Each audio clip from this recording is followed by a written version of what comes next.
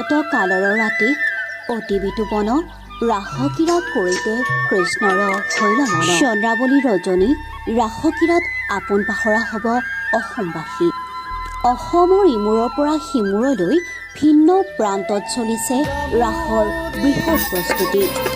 আৰু ইয়াৰ ব্যতিক্ৰম নহয় ৰঙিয়াৰ ডিপ্ৰেশ্বৰী আঞ্চলিক ৰাস হৰি মন্দিৰৰ ৪৬ সংখ্যক ৰাস মহোৎসৱ, লগতে ৰঙিয়া তৰণীৰ ঐতিহ্যমণ্ডিত হৰি মন্দিৰৰ ৮৭তম ৰাস মহোৎসৱ।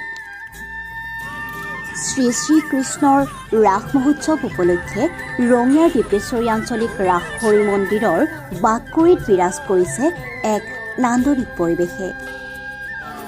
দুখ ভাগৰ কাটি পৰি পূৰ্ণগতিত চলিছে ৰাসৰ চূড়ান্ত আখৰা। আখৰালৈ এনেদৰে ওলাই আহিছে অঞ্চলজুৰি বুঢ়া মেথাৰ লগতে ডেকা গাভৰু বোৱাৰী সকলো।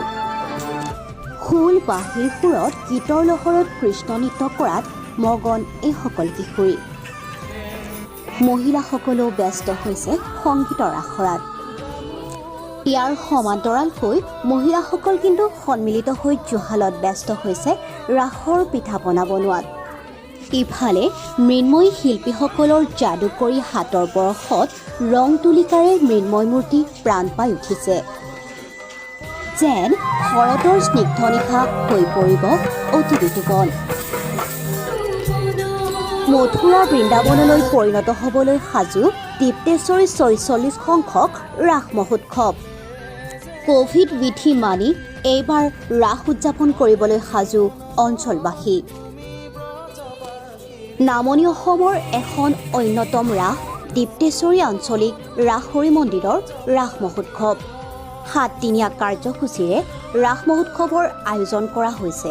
সেয়ে অতি আগ্ৰহেৰে ভিন্ন প্ৰান্তৰ দৰ্শনাৰ্থীক আদৰিবলৈ ৰাস উদযাপন কমিটিৰ লগতে অঞ্চলবাসী সম্পূৰ্ণৰূপে প্ৰস্তুত হৈ উঠা পৰিলক্ষিত হৈছে।